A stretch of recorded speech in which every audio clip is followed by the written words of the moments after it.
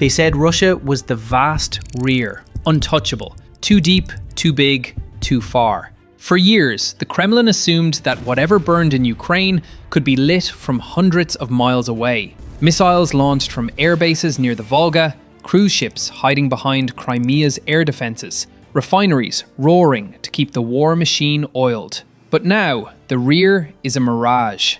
Sirens wail in Ryazan and Saratov. Submarines smoulder in safe harbours. Tankers edge through the Black Sea with one eye on the horizon and the other on the wake. Ukraine has bent the map. The front line is no longer a trench or a tree line.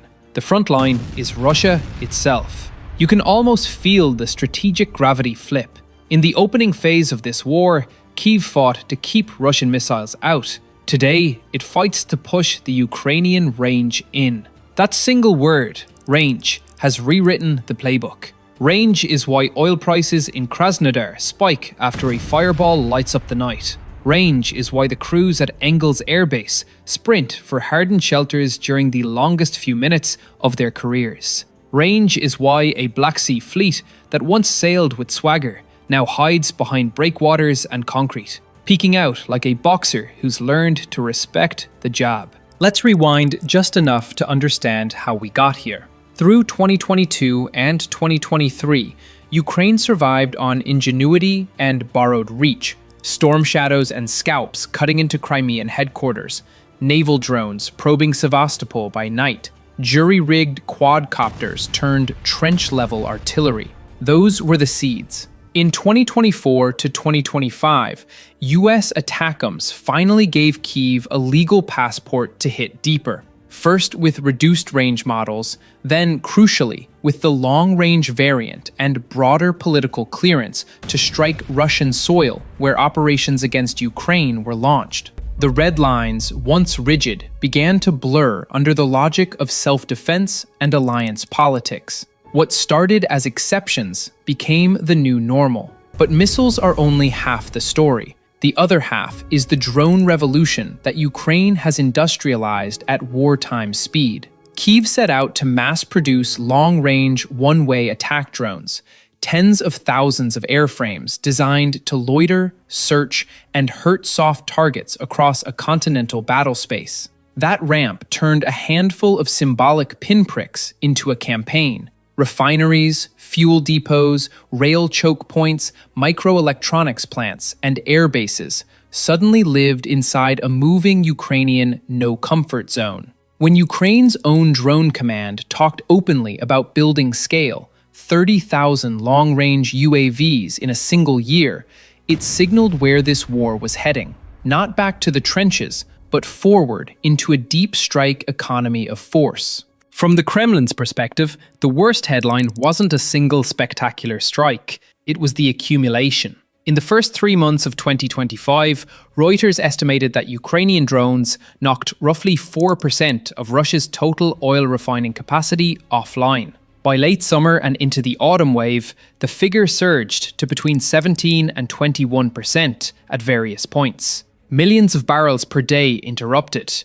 Plants from Ryazan to Tyumen forced into shutdowns, repairs, or tighter security. Moscow shuffled feedstock, tapped idle capacity, and kept national output declines to the low single digits, but at the cost of increasingly brittle logistics, export cuts, and a nationwide scramble for better point defense. In other words, Ukraine didn't need to collapse the system. It only had to raise the price of pretending everything was normal. Watch how quickly behaviour changed. Rostec bragged about armoured plating kits for refineries. Parliament rushed through laws to mobilise reservists as ad hoc infrastructure guards. Regional authorities welded nets over sensitive units, threw up decoys, and borrowed air defence assets from theatres that could scarcely spare them. Somewhere in that scramble, the Russian state admitted a quiet truth. The rear was now a target set, and every extra radar crew posted on a cracking flare stack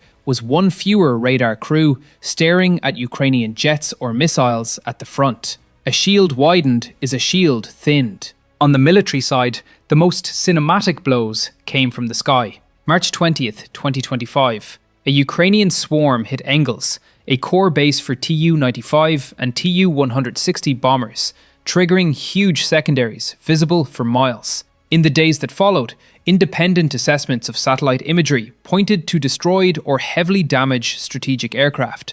Losses measured not just in dollars, but in time, because Russia can't quickly replace Cold War-era heavy bombers at anything like scale. One audacious summer operation, nicknamed Spiderweb, used forward-placed drones and clever deception to fan out across multiple airfields, embarrassing layered defenses that were supposed to be built for exactly this scenario. The message wasn't subtle. If you use bombers to terrorize a neighbor, expect your airbases to become battlefields. At sea, the narrative flipped even harder. Ukrainian uncrewed surface vessels, Magura-class sea drones most famously, turned the northern Black Sea into a hunting ground. Hit by hit, the Black Sea Fleet ceded Sevastopol's prestige and practicality, rebasing east to Novorossiysk and the Sea of Azov, and minimizing exposure. In late 2025, a Ukrainian undersea sub-sea baby strike damaged a Kilo-class submarine in Novorossiysk,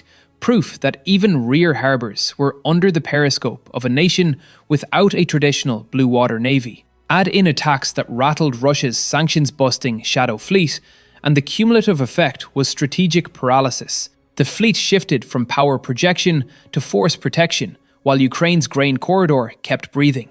The drones had done what navies try to do with frigates and subs: deny, deter, dislocate. Now, let's open up the toolbox behind this strategy. Start with guidance and targeting. In 2025, Washington oscillated, at times tightening intelligence sharing, at other moments green-lighting targeting support against Russian energy infrastructure. By early 2026, Paris claimed it had become Ukraine's primary external intelligence provider, covering 2/3 of shared feeds as the US role fluctuated with politics. That mosaic, US permissive windows, European sensor fusion, Ukrainian domestic ISR, and part manufacturing, enabled something we rarely see in wartime: a mid-conflict tech-industrial pivot from survival to stalking. Then the munitions. ATACMS put fixed airfields, ammo clusters, and deep Crimea within reliable reach. Storm Shadow/Scalp remained knife-sharp for high-value command and air defense nodes. On top of that, Ukraine fielded its own deep strike families: Lyuty budget cruise missiles for 1,000-kilometer raids, FP-1 for even longer legs, and, after years of rumor, the Sapsan short-range ballistic system entering combat use. None of these platforms individually wins the war. Together, they create a tempo.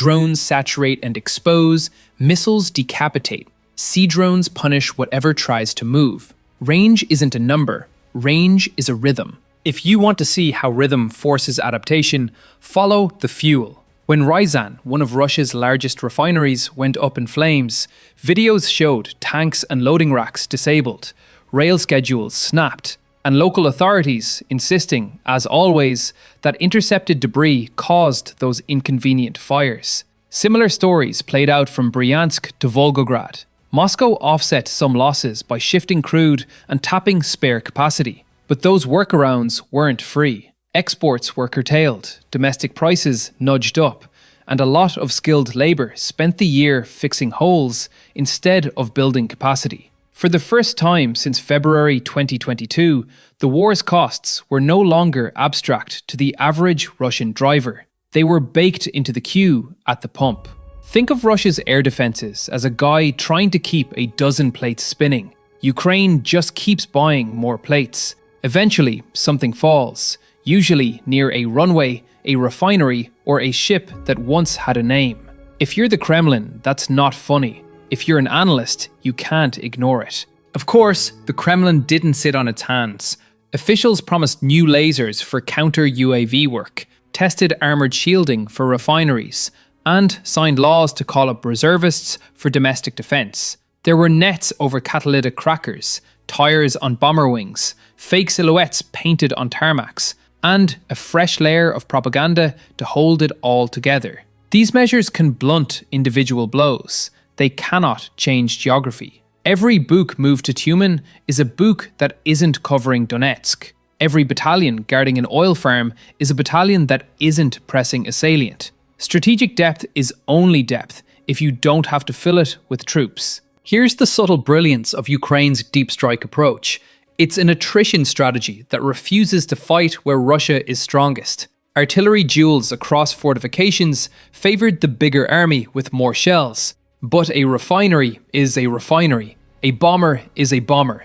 A kilo-class sub is a kilo-class sub. Russia's numerical advantage doesn't help when the target set is finite, brittle, and politically sensitive. You can conscript another rifleman. You cannot conscript another catalytic reformer. You cannot 3D print a Tu-95. And you cannot reassure a family in Engels that the next debris fire is nothing to worry about. Economically, even modest degradation in refining throughput has outsized effects on war-making capacity. Fuel is the muscle fiber of Russian operations. Cheap fuel is the cushion that absorbs sanctions. Cutting export options by forcing plants into downtime or maintenance narrows fiscal space for the Kremlin's guns for butter experiment. That's why think tanks tracking the conflict argued openly in late 2025 that Ukraine's best defense against Russia's energy war was, counterintuitively, more attacks on Russia's refining sector. The deeper you push the costs into the Russian interior, the less the Kremlin can push the war outward. Militarily, the Black Sea is the proof of concept. By driving the fleet out of Sevastopol, Ukraine did three strategic things at once. It shrank the missile threat envelope against Odessa and the grain corridor. It forced Russia to extend and complicate its naval logistics. And it turned Crimea's air defense architecture into a permanent piñata for precision raids. When a navy can't confidently use its best base, it isn't a navy that controls its sea. It's a navy that survives it. That reality stabilized Ukraine's maritime exports at the exact moment Russia hoped to choke them. Drones and distance did what no gun line alone could do. Now zoom out to the political realm, because strategy isn't made in a vacuum. Western red lines have moved, but unevenly. France publicly leaned in on intelligence and long-range permissiveness. The United States shifted between green lights, conditional pauses, and negotiated ceasefire windows on energy infrastructure that, predictably, couldn't hold. Every time policy wobbled, Ukraine compensated with domestic innovation, serial production of long-range drones, clever sourcing of electronics, and modular designs that let cottage workshops feed strategic effects. In a war where permission can be revoked overnight, sovereignty of range is the ultimate insurance policy. There are risks. Russia is experimenting with countermeasures, integrated lasers, intercept drones, electronic traps, and there will be nights when a swarm whiffs and the new cycle declares the era over. It won't be, because this isn't about a single spectacular hit. It's about forcing a continental adversary to spend tomorrow's budget defending yesterday's targets. As long as Ukraine can fly farther than Moscow can afford to guard, the arithmetic favors Kyiv's strategy. And remember, losses to bomber fleets and high-value naval assets are asymmetric by nature. They eat years, not weeks. Where does this go in 2026? Expect three continuities. First, more integration between drones and missiles. OWA drones to pry open gaps, fast movers to exploit them, then electronic deception to complicate the response. Second, expansion of the target set, to include the sinews of Russian logistics, transformers feeding rail hubs, specialized machine tool plants, reload depots that can't be replaced with imports. Third, continued pressure on the Black Sea's grey economy. Shadow tankers and dual-use ports will feel less like safe commerce and more like insured hazards. Each of those adds friction to a war machine that survives on momentum. If this sounds clinical, it's not. Deep strikes are happening alongside some of the hardest months civilians in Ukraine have faced. Rolling blackouts, freezing apartments, a winter of missiles chewing at the grid. The moral difference is elemental. Russia's winter campaign seeks to break a society. Ukraine's deep strike campaign seeks to break a war. That's not spin, that's target selection. And it matters. So, is Ukraine really turning Russia into the front line? Operationally, yes. A frontline is any place where the enemy must devote scarce resources to survive the next 24 hours. By that definition, Russia's vast interior now hosts dozens of front lines.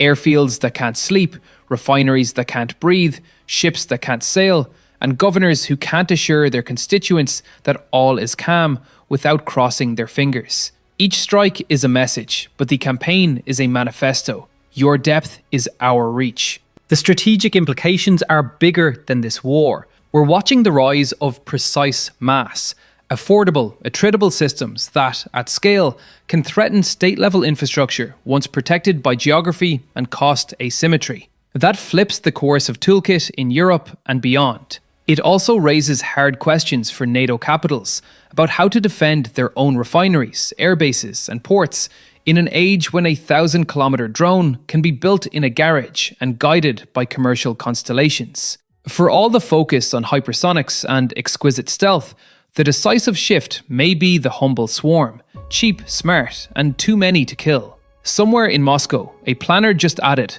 "Buy more tires for bombers," to the procurement list.